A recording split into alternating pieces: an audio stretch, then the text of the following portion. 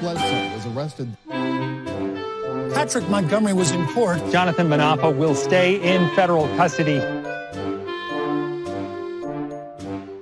No, I don't take responsibility at all. Hey everyone, welcome to the show. So 43-year-old Florida man and Army veteran Gabriel Garcia was a Proud Boys member when he took part in the Capitol attack.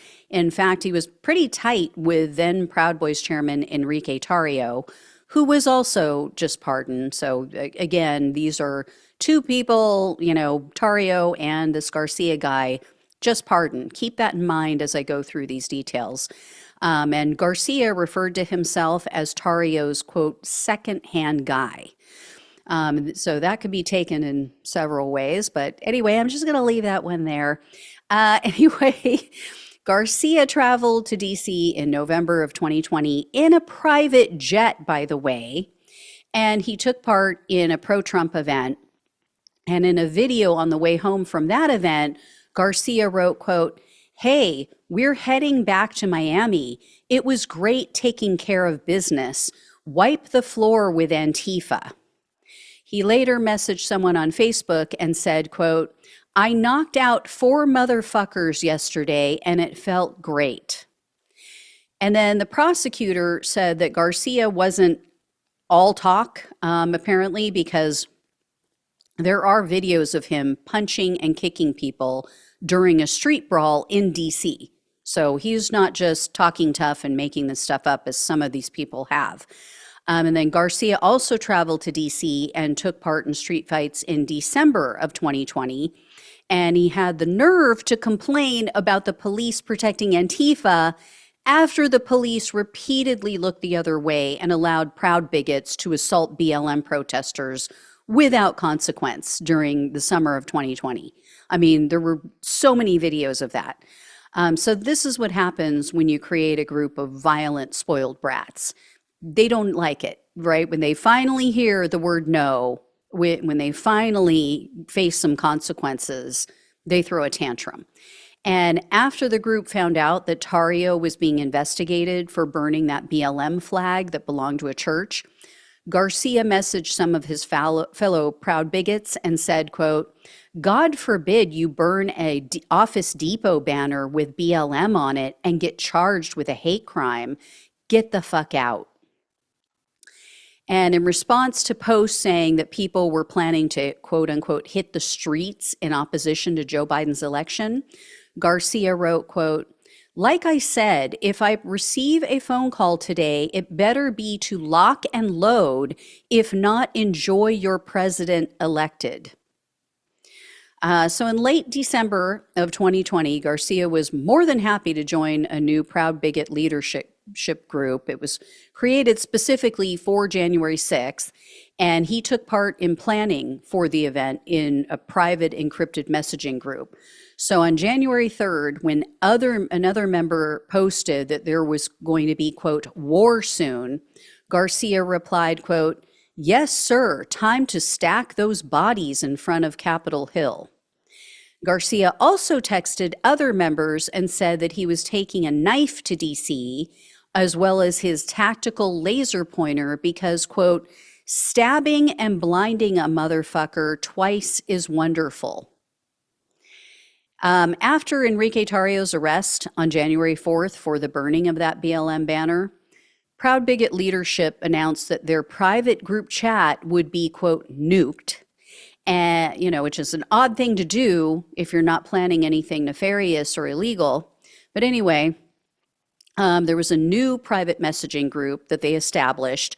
Garcia was added to that group as a member as well. And then on January 6th, the group started blowing up with messages saying things like, storming the Capitol building right now, get over there.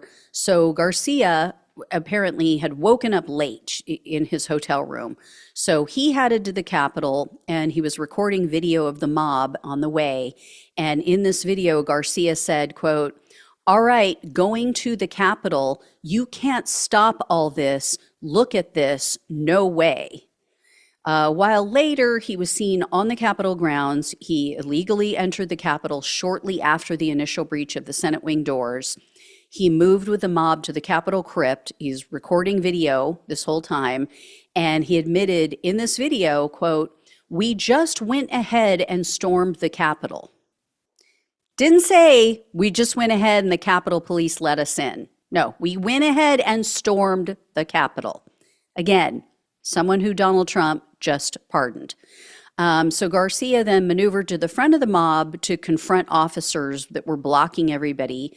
And he yelled at them, quote, "Fuck you guys, you fucking traitors, fuck you." He also yelled things like, quote, "You ain't stopping a million. You ain't gonna hold a million back." And then he chanted, "USA, storm this shit," and quote, "fucking traitors." So eventually, as you all know, the mob overwhelmed the police in the crypt. They moved further into the building. At that point, Garcia made his way into the Capitol Rotunda. He recorded another video in which he was heard taunting the then Speaker of the House, Nancy Pelosi. Garcia kept calling out her name and telling her to, quote unquote, "come out and play." And then a while later, Garcia was seen adding his weight and his force to a group that was pushing against a line of officers. But Garcia backed off and he went to rinse out his eyes because the police deployed pepper spray into the crowd to get them to back off. Short time after that, Garcia was forced out of the building after he was inside for about an hour. And after he exited, Garcia was interviewed on camera and he said, quote, "We were just walking in. We didn't destroy or go in there with the intention to break anything. We want our voices heard. The cops are doing their job. I respect that." So Garcia was arrested on January 19th of 2021, and he was charged with civil disorder, obstructing an official proceeding, entering a restricted building or grounds, 2 counts of disorderly conduct, and parading or demonstrating in a Capitol building. Garcia refused a plea deal. Instead, he opted for a stipulated bench trial. And in November of 2023, the judge found Garcia guilty of 2 of the felonies, the same ones he stipulated to, which was civil disorder and obstructing an official proceeding.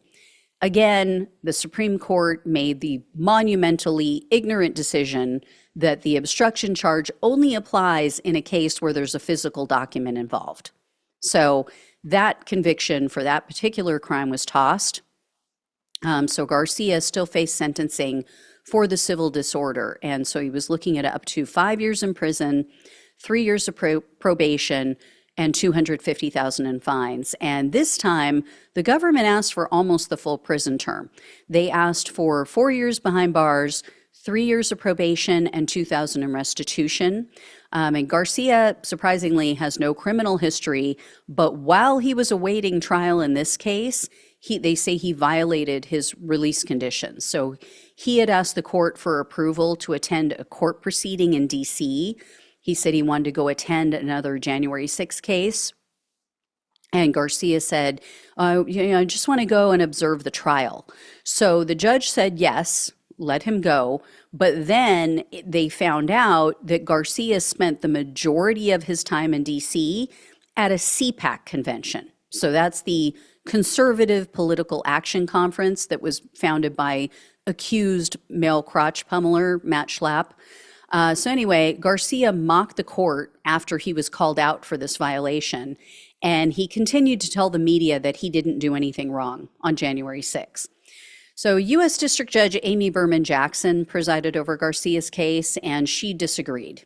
At his sentencing hearing, Judge Berman Jackson said, quote, "It needs to be crystal clear. It's not patriotism. It's not standing up for America. It's not free speech to descend violently on the Capitol at the urging of a disappointed candidate."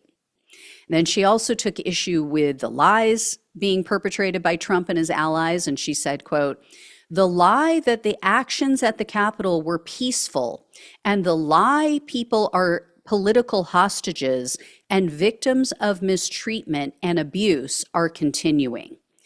In the end, she sentenced Garcia to 1 year in prison, 2 years of probation, and $2,000 in restitution. Obviously, I wish it had been more, but, you know, Trump let him out anyway. So, oh well. There you go. And another fine Trump supporter, right? All right, guys, I will let you know if I hear any more about Mr. Garcia or any of these cases. Again, I am still going to continue to cover these because, yes, they were pardoned, but yes, they were also convicted. And so I want a record out there of what took place, what each of these people did, what their conviction was, what their sentence was, even though Donald Trump let them off the hook. The truth needs to be out. So anyway, again, I will let you know. Thank you all so much for watching and listening. Please like, please share, and subscribe. Please donate if you can. Love you all. Take care. Talk with you soon.